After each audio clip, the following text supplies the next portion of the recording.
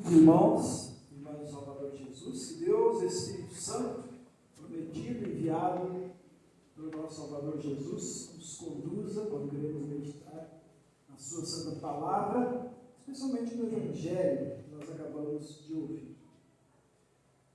Este capítulo 14 de João, ele acontece na noite da Quinta-feira Santa, quando Jesus estava naquela sala com seus discípulos, celebrando a Páscoa dos judeus e criando a nova Páscoa e a Santa Ceia do Senhor. Um pouquinho antes do nosso texto, Jesus disse para os discípulos que aqueles que crescem nele iriam fazer coisas até maiores do que ele fez. E aqui no versículo 15, ele pede que eles guardem os seus mandamentos, ou seja, que eles guardem todos os seus ensinamentos. E aqui eu já quero fazer uma observação, meus irmãos. Quando Jesus fala guardem os meus mandamentos, ensinamentos, ele não está falando só das palavras que ele disse pessoalmente. Toda a Bíblia é a palavra de Jesus. Toda a Bíblia foi inspirada pelo Espírito Santo de Jesus. Então quando ele diz guardem os meus mandamentos, é toda a minha palavra. Agora veja, para poder fazer isso que Jesus disse, guardar os seus mandamentos, guardar não quer dizer guardar numa gaveta, né? Guardar é você pôr no coração e praticar. E para poder fazer coisas maiores do que Jesus fez, os discípulos precisavam de um poder especial para fazer isso, um poder maior, um poder que eles não tinham. Eles eram pecadores como a gente, e um poder que eles não podiam conseguir com as suas próprias forças, com os seus próprios esforços e recursos. Por isso, Jesus então diz aí no versículo 16, né? Eu pedirei ao Pai, e Ele lhes dará outro Consolador, a fim de que esteja com vocês para sempre. A palavra que Jesus usa aqui para Consolador, ela também significa defensor ou advogado. Jesus, enquanto ele estava aqui no mundo, foi nosso consolador e nosso defensor. Defensor contra as tentações do diabo, defensor contra as acusações de Deus que somos pecadores. Agora, Jesus continua sendo advogado e defensor diante do trono de Deus. Agora, para que os discípulos não ficassem sem esse defensor, não ficassem órfãos, como Jesus mesmo disse, para que a gente não ficasse sem um defensor aqui no mundo, sem consolo, sem defesa, ele prometeu então enviar outro Consolador. Que outro Consolador? Ele diz, o Espírito da Verdade. Estão nos versículos 17 e 18. Esse, meus irmãos, é o Espírito, que a gente chama de Espírito Santo, a Bíblia chama de Espírito Santo, que está com a gente aqui no mundo. Que aqui é o nosso Consolador, que aqui é o nosso defensor. É o Espírito enviado pelo Pai em nome do Filho. Lá no versículo 26 ele diz, o Consolador, o Espírito Santo, que o Pai enviará em meu nome. Esse é o mesmo Espírito que a gente confessa naquele credo, que é um pouquinho maior, né? O credo niceno, quando a gente diz assim, cremos no Espírito Santo, Senhor e doador da vida, o qual procede do Pai e do Filho. Agora, vocês lembram como e quando esse Espírito foi dado para os discípulos? E para nós, como que ele foi dado? Quando que ele foi dado? Jesus, no domingo da Páscoa, hoje estamos na manhã, é o sexto domingo da Páscoa. No primeiro domingo da Páscoa, Jesus apareceu para os discípulos, vocês lembram, naquela sala fechada, onde eles estavam escondidos com medo, desejou a paz para eles e disse, assim como o Pai me enviou, eu envio vocês. E aí Jesus fez um gesto muito significativo. Ele soprou sobre eles. Por quê? Porque o A palavra sopro na língua hebraica, na língua aramaica de Jesus, é a mesma palavra que Espírito. Então ele soprou sobre eles e disse: recebam o Espírito Santo. Ali eles receberam pela primeira vez o Espírito Santo. Mas depois, uma data que nós vamos lembrar logo, né? O derramamento do Espírito Santo foi feito publicamente, para todo mundo ver, de uma maneira assim muito especial, no dia de Pentecostes. Quando ali havia judeus de todas as partes do mundo, que falavam vários idiomas, e os discípulos começaram a pregar o Evangelho naqueles idiomas, né? Daquelas pessoas que estavam ali. Então, daqui 2 semanas, vamos lembrar especialmente o dia de Pentecostes. A promessa de receber o Espírito Santo foi cumprida para os discípulos, mas ela também é para nós, e para todos os cristãos de todas as épocas e lugares. Agora, como é que nós o recebemos? Será que também a gente recebe de uma maneira especial e a gente começa a falar em outras línguas? Será que nós temos que fazer alguma coisa especial para receber o Espírito? Não. Veja, os discípulos não pediram e nem buscaram o Espírito Santo. Jesus disse, né, naquela noite, naquela tardezinha: recebam o Espírito Santo. E soprou sobre eles. Eles não tinham feito nada de especial. Nem no dia de Pentecostes. Eles estavam juntos orando. Né? Então, eles não tiveram que fazer nada de especial. Eles não tiveram que fazer nenhum esforço para obter ou para receber este Espírito. Assim também é com a gente, meus irmãos. Nós não precisamos fazer jejum, nós não precisamos fazer orações especiais, exercícios espirituais, não precisamos fazer sacrifícios do corpo para receber essa promessa do Salvador Jesus. Não. Jesus, ele é muito claro, e ele fala lá em João 3, vocês precisam nascer de novo, da água e do Espírito. Ou seja, o Espírito, a nova vida em Cristo, a fé em Jesus são dadas a nós. Uma coisa muito simples, né, que quando a gente vê aqui parece algo simples demais. Batismo. A água unida com a palavra de Deus nos dá o Espírito Santo. Essa é a promessa de Jesus. Não é por causa do pastor, não é por causa da criança, não é por causa dos pais. É porque Jesus prometeu assim. Ele diz: quem nascer da água e do Espírito entrará no reino de Deus. E pregar o Evangelho e batizar. Paulo diz, né? Que os que estão unidos, que são batizados, são unidos a Cristo no batismo. Então, meus irmãos, o apóstolo Pedro lembra disso na epístola de hoje. Né? Ele diz assim, quando ele fala lá do Noé, que poucas pessoas se salvaram por meio da água, ele diz: bom, o batismo corresponde a isso, e agora ele salva vocês também.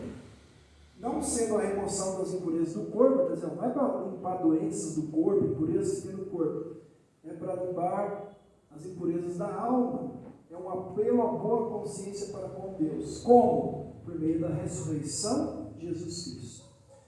Pedro está dizendo praticamente a mesma coisa que Paulo, lá em Romanos 6, dizendo: olha, o batismo é o lavar renovador e regenerador do Espírito Santo.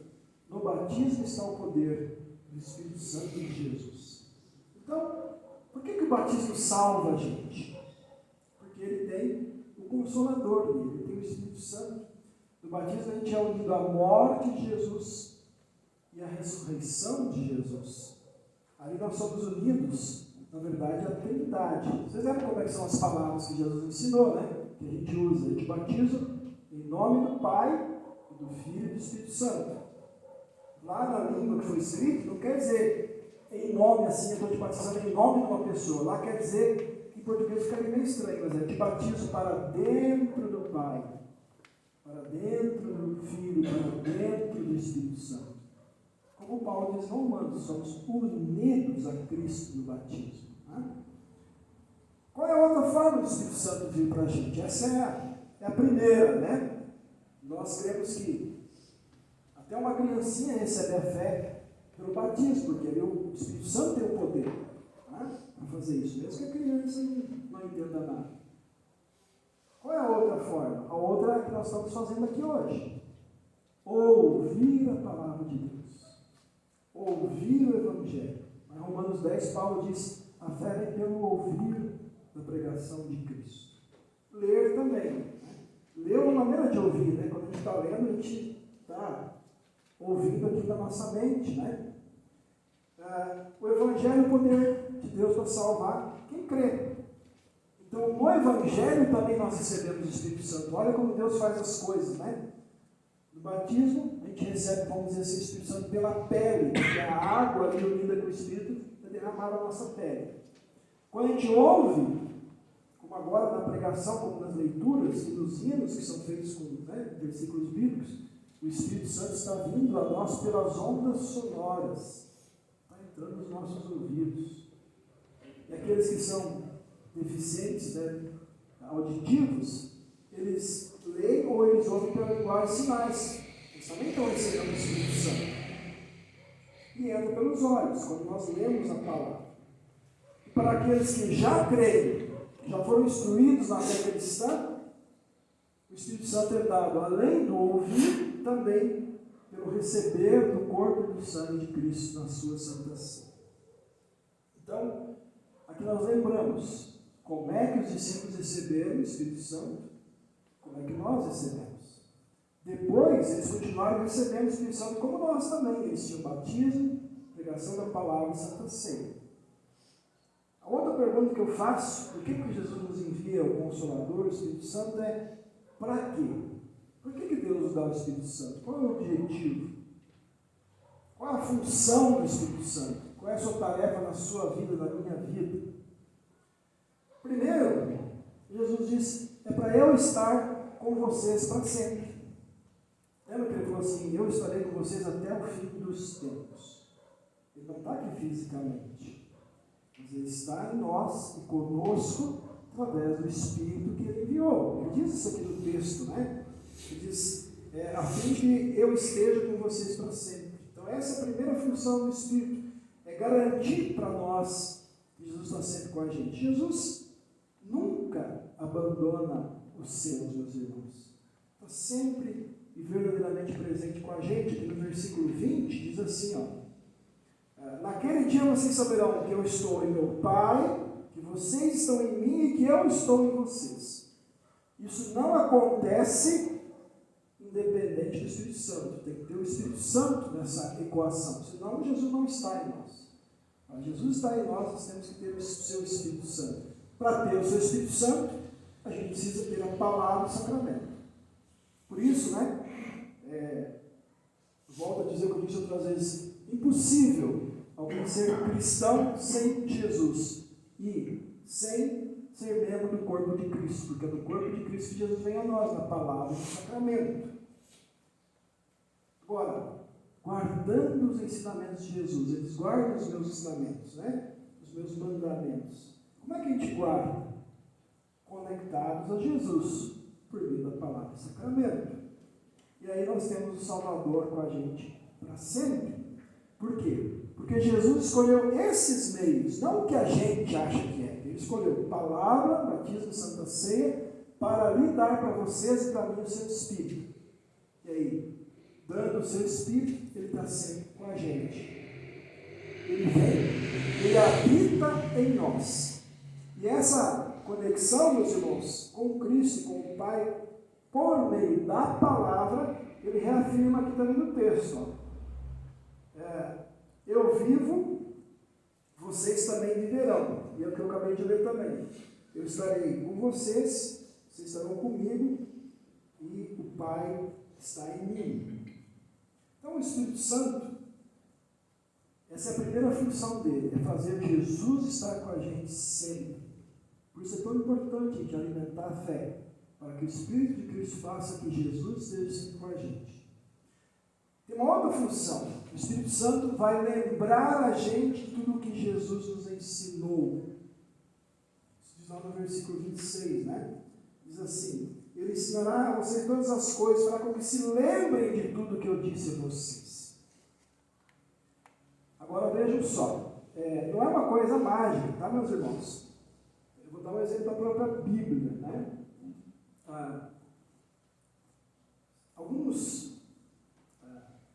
Bíblia são bem curtinhos, no Novo Testamento. Judas é um capítulo, né? João são capítulos menores. Paulo são várias cartas e muito compridas. O que tem isso a ver?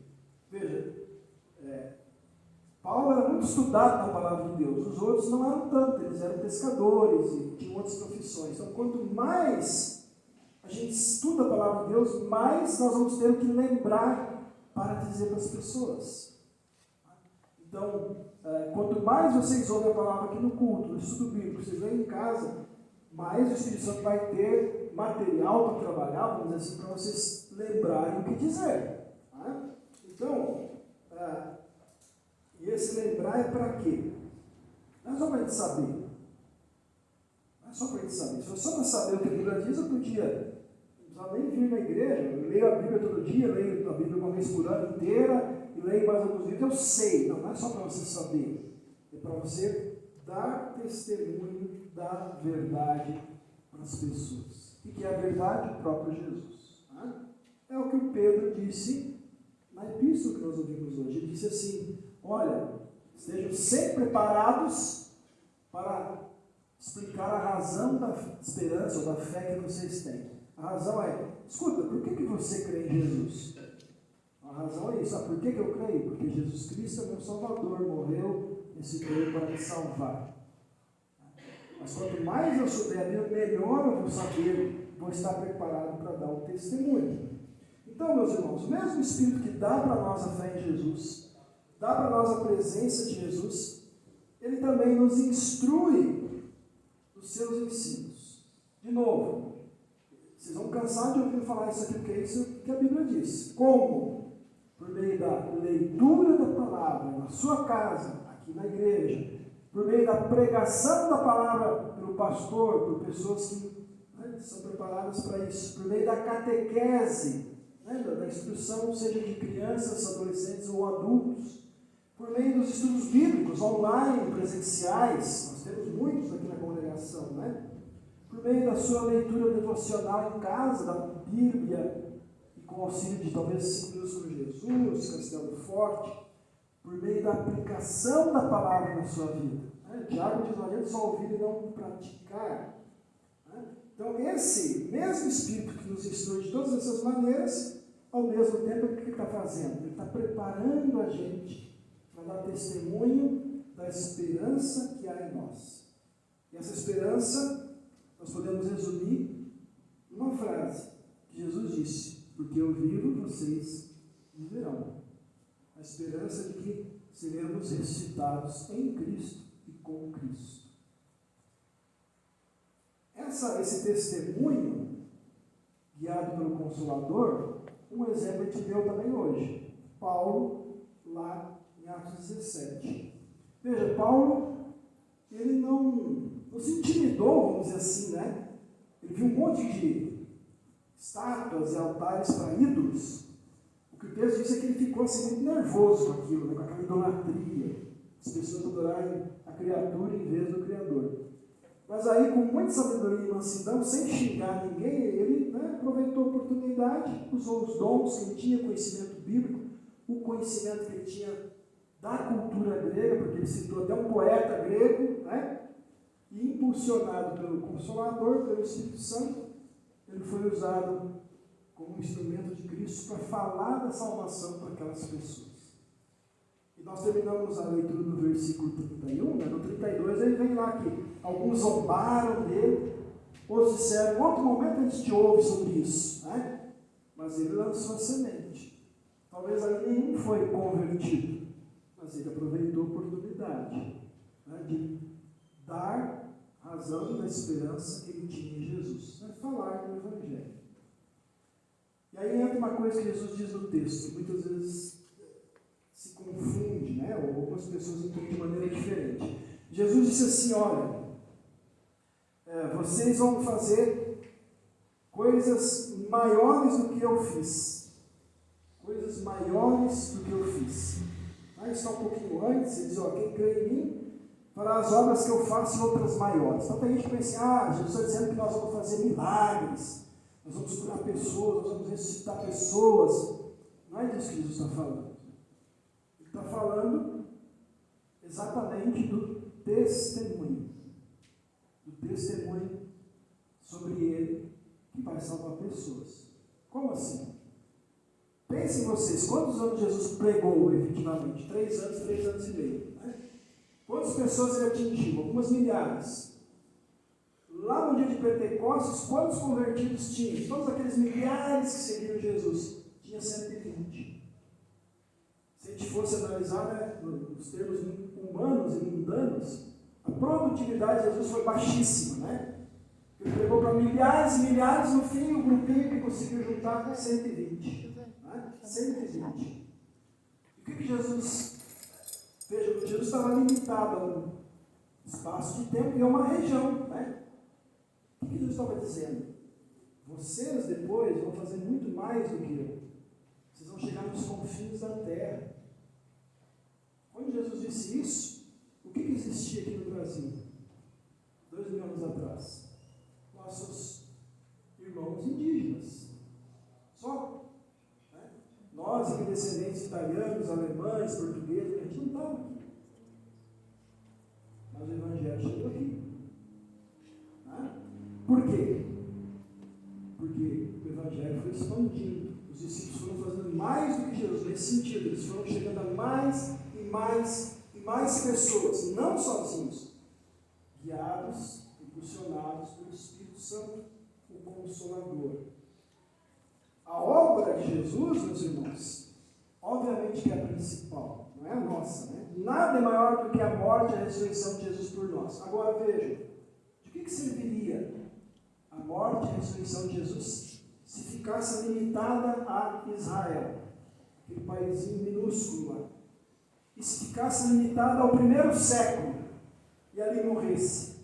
Nenhum de nós hoje conheceria a salvação de Jesus. Tá? Então, meus irmãos, esta é uma importante função do Espírito de Jesus em nós e entre nós. Ser, além de nosso consolador e defensor, aquele que motiva a gente, que move a gente a dar testemunho da nossa fé ao mundo. Quando eu falo ao mundo, não pense lá, em primeiro lugar na China, na África. O primeiro mundo onde você dá testemunho, e hoje nós lembramos especialmente as mães, qual é o primeiro mundo onde a mãe dá um testemunho? É no seu útero. Quando o bebê está ali, quando a mãe ora por aquele bebê, quando a mãe canta louvores a Deus, aquele bebê já está ouvindo. Depois, junto com o marido também vai fazer isso, né? Mas qual é o mundo em que uma mãe e um pai vão dar esse testemunho para os seus filhos? Orar, ler a Bíblia, contar as histórias da Bíblia, trazer eles para a igreja cada vez, para que ouçam a palavra de Deus, para que se acostumem e vejam como é bom estar com os irmãos e assim por diante. Daí o mundo vai ampliando, né? Você vai falar com os teus colegas de trabalho, teus parentes, os teus vizinhos do bairro, e aí vai ampliando e ampliando. E a gente chega longe, né? Eu já falei para vocês que nós alcançamos muita gente, por exemplo, com as ofertas. Um pouquinho das nossas ofertas aqui ajuda missões no Brasil fora e na África. Nós formamos pastores com as nossas ofertas que hoje servem na Argentina, no Uruguai, no Canadá, na Alemanha, pastores da nossa igreja em vários lugares do mundo. Veja, nós estamos levando o Evangelho dessa maneira também. Então, como é que nós vamos fazer isso? Deixa eu fazer uma pergunta para vocês. Quando a gente está assim triste, desanimado, ou talvez até, né, triste porque morreu alguém querido, e alguém vem nos consolar. Geralmente, como é que a gente consola alguém? A gente não consola de uma maneira bruta, né? Falando assim, ó, deixa de chorar, seja homem, para de chorar, não sei o quê. Como é que a gente faz?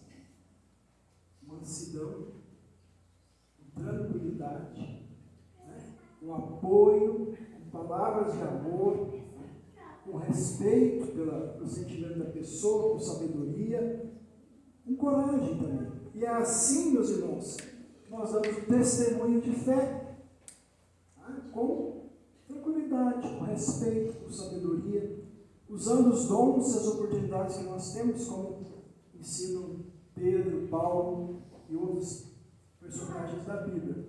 Então use, guiado pelo Consolador, as oportunidades que você tem, os recursos que Deus te dá, os dons que você tem na sua vida diária, começando lá na sua casa.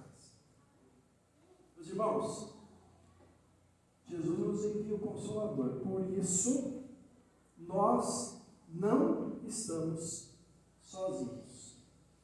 Antes do culto, hoje, um senhor lá de Manaus mandou um áudio, descobriu meu nome na internet, já faz uns dias que ele está falando comigo. E aí ele falou assim: pastor, ore pelo meu cunhado ou genro, agora eu me confundi, mas assim, ore por ele tem leucemia. Ele fez transplante de medula, mas não adiantou. E aí eu falei, vamos orar no culto, e eu disse isso aqui para ele: o senhor não está sozinho, a sua família não está sozinha. Vocês creem em Jesus? O bom pastor Jesus está com vocês, porque o Consolador está com vocês.